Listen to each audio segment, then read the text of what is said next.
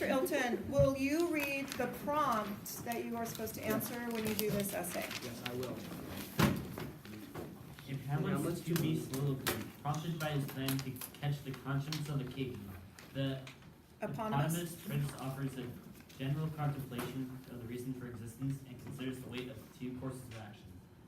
While a well-organized essay, write a well-organized essay in which you analyze how Shakespeare uses literary elements such as figurative language, structure, and tone to convey Hamlet's complex introspection.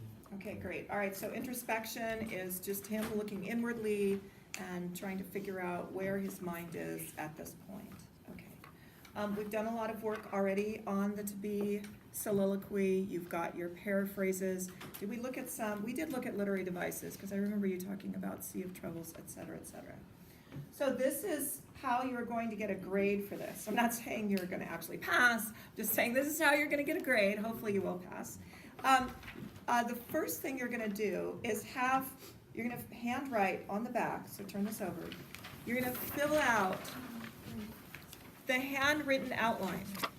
And this is the way it's going to work. You'll have your topic sentence and your conclusion sentence that you'll write out, and maybe that'll change when you type it. You may improve that sentence.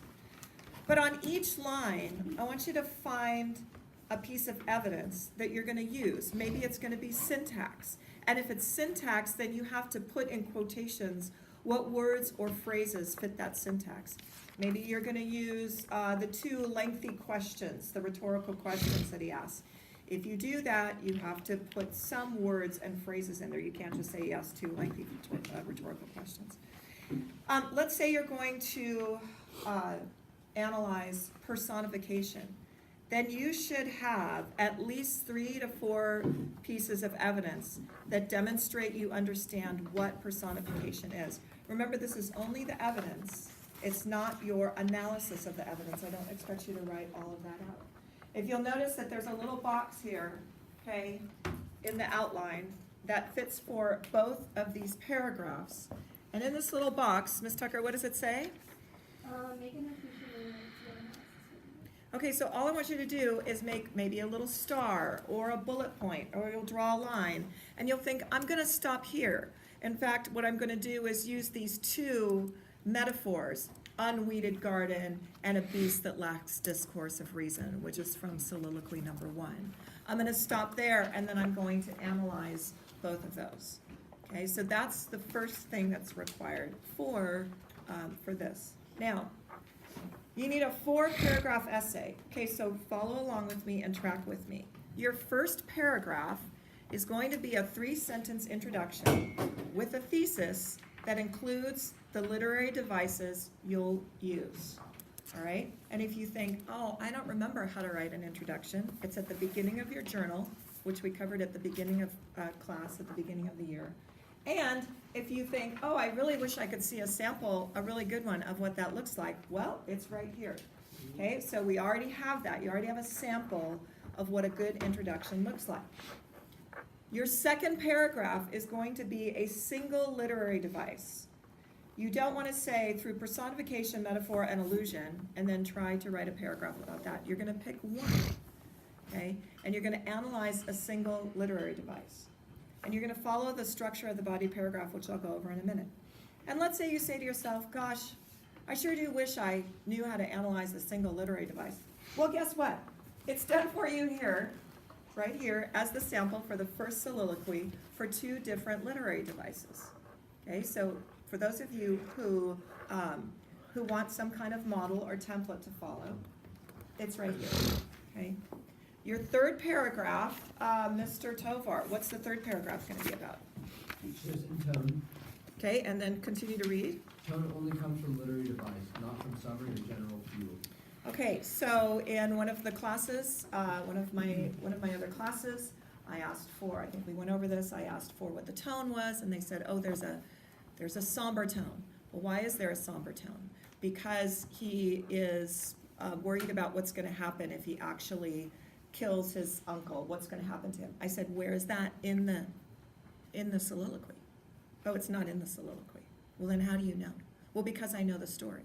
Exactly. So that's the problem, is that you are basing your tone on what you understand about plot summary rather than basing your tone about literary devices. And I went over this the other day, and I'll go over this again now. And I'm actually gonna give you, if you put this to memory, you could actually use this in your tone essay.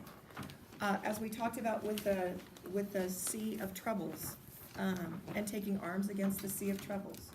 You say, okay, I know we talked about this the other day, so describe, let's say you wanna talk about, well, I won't take you to the tone yet, let's just do the literary device. Tell me what a sea represents when you think about a sea. Okay, Ms. Meekum, give me a word. What do you think about when you think about the sea? Endless. Endless. Okay, let's have another one. Mr. Dawson. Endless deep. Endless, deep. Another one, Ms. Vieira. Like open. Okay, Vast. open, vast, endless, deep. Salt. Salty. Okay, open, vast, endless, deep. We'll put that aside. Salt water. Okay? So we want to think about it as a metaphor. So look at this. If you're going to describe a tone, and you want to put that tone right in that first sentence, okay? If you're going to describe a tone, and you think the troubles, when he's comparing his troubles to a sea, the sea being vast and endless, and what was another word we said? Pointless. Open, deep, almost unending, okay? Treacherous. When we think of him comparing, as Hamlet compares his troubles to the sea, which is blah, blah, blah, blah, blah, all those words. And then he also says that he's going to take arms against the sea, which we talked about last week. To take arms against the sea is pointless, frustrating, futile. That's what creates the pointless or futile tone of the opening section of the to be soliloquy. That's how the literary device of the metaphor and the personification work together to create tone. You just can't say tone is created by the general plot summary. Okay, and I'm going to show you another thing in a minute. Actually, will you turn that up here?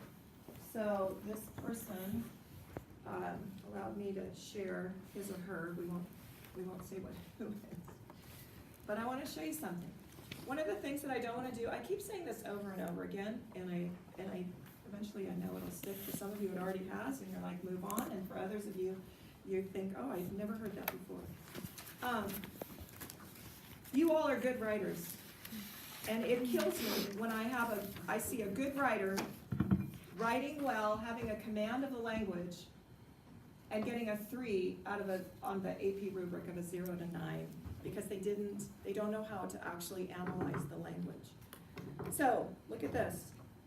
This is a student who is actually a very good writer who did very well on his or her senior paper, and who has done very well in school overall and in this class. Watch the practice tone paragraph that you guys were all supposed to do. He happened to type it out, which is why I'm going to use this one. In the beginning of the soliloquy, Hamlet uses several exclamation points while making a fervent prayer, wishing that he could stop existing entirely. And I'm like, ooh, he's going to analyze the exclamation points, the words that they're used after, the phrases. Let's see what he actually analyzes. He or she. Okay? This opens the soliloquy with an incredibly depressing tone and immediately makes Hamlet's pain clear. Well, that was a disappointment. I thought I was going to get something about exclamation points. I thought I was going to see the words and the phrases. I thought that was going to, I just said, how do exclamation points equal depressing? Okay. Let's look at the next one. Shortly after this plea to God, Hamlet dramatically shifts tone by breaking up the syntax with dashes into several choppy, incomplete thoughts to convey a sense of extreme disgust. And I'm like, oh, now we're going to get syntax and dashes. I can't wait to see what's coming. Okay? This shift of tone highlights Hamlet's confusion at the situation he has encountered upon coming home. Plot summary, originally believing that he was returning to mourn his father and take the heavy mantle of ruling. Plot summary, he arrives to find plot summary. This disgust also underlines the fact that morality is a plot summary, plot summary, plot summary, 2. So sorry, okay? So, what you want to do is if you're going to talk about the syntax and the dashes, talk about the words that are being interrupted and the phrases and why that is important, why those particular words are being interrupted. And then you're analyzing syntax, and then you're analyzing dashes. And this is actually, to analyze punctuation is, that's just as, if it's easier for you to analyze personification or metaphor, then great, then do that. Analyze whatever's easy, but whatever you choose, make sure that you analyze that. Okay, I saw that at all of this. That was kind of a problem overall, but I know now that you guys will never do that again. All right, and then your 4th paragraph is gonna be a 2-sentence conclusion. That includes, right down here, the meaning of the word, or the meaning of the soliloquy. In other words, Hamlet generalizes this. There's nothing about the uncle. There's nothing about the situation. Okay, so just write down here, paragraph 4, 2-sentence conclusion that includes the meaning of the soliloquy. Everybody's writing that down? I don't think so. I see 3 people.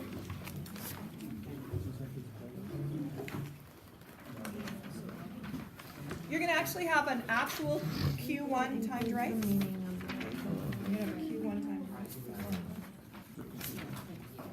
On something you've never seen before, and you may be writing on 3 literary devices if you have time. I think includes that includes the meaning. Okay.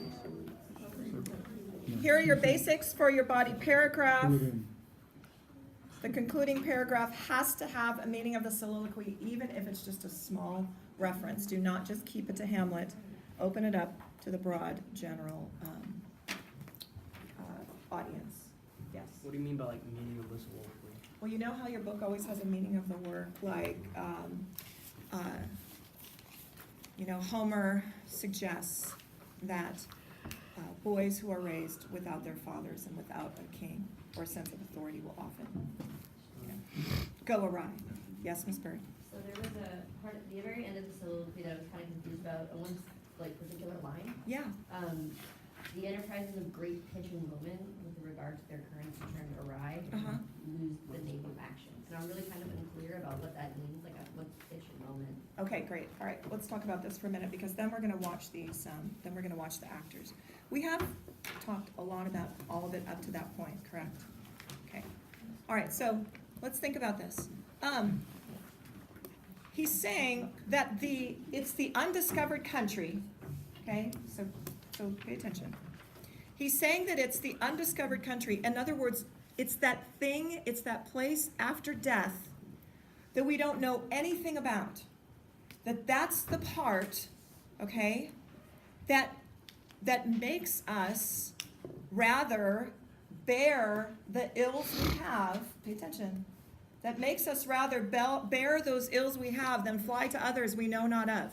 Okay, I would rather take all the slings and arrows of outrageous fortune. I would rather do all of that than go somewhere where I'm not sure what that's gonna be, okay? And thus, what happens? It's conscience that makes cowards of us all. So we have this big idea, I'm gonna go talk to that guy or that girl, I'm gonna go talk to that person who's bullying, I'm gonna go talk to this person and I'm gonna tell them what I really think. And then all of a sudden, we don't know what's gonna come from there. And so as we think, our conscience starts to talk us out of those big moments. Okay, I'm gonna go talk to my boss and tell him to stop, treating me so poorly. I'm gonna go talk to this, whatever it is. I'm gonna catch the conscience of the king. So therefore, I'm gonna put on a play, and when I find out that he's guilty, that's when I'm actually gonna kill him. So that's an enterprise. Another word is an undertaking of great pitch. Okay, we have a sea of troubles, and if you look at the metaphor actually starts out the soliloquy, and it ends the soliloquy as well. It's a sea of troubles. In a sea, you have waves, and when the waves hit, right before they crash. They are at their pitch. They're at their highest. So the enterprises or the undertakings or the tasks that we put on ourselves, okay, when they're at their greatest pitch, there's a current that happens that comes from our conscience where we think a little bit too much. And it turns that awry. In other words, it turns it away, it softens that, and then we go back to who we once were, just thinking. And he says there's a native hue of resolution. In other words, the hue is what comes over our face when we're ready to go. Our blood is boiling a little bit, our cheeks are red, we're ready to fight. Okay, we're ready to take on this big thing, overcome this big obstacle or hurdle. But it's that conscience then that makes us afraid, that makes us cowards. And what he's saying is that hue, that redness, that readiness in our cheeks, we become sicklied over. In other words, we almost become pale like a ghost, okay? Because of the thought of what we're actually about to do. So therefore, it doesn't matter how brave or courageous you are. It's our conscience that holds us back from taking on these great moments that we work out in our minds. And then all of a sudden, he's interrupted by Ophelia. It's like, oh, there's Ophelia. And so we don't really get to the end of the soliloquy. We have to wait to hear the end of the soliloquy at the end of the play. Okay, so you can put that on pause right now.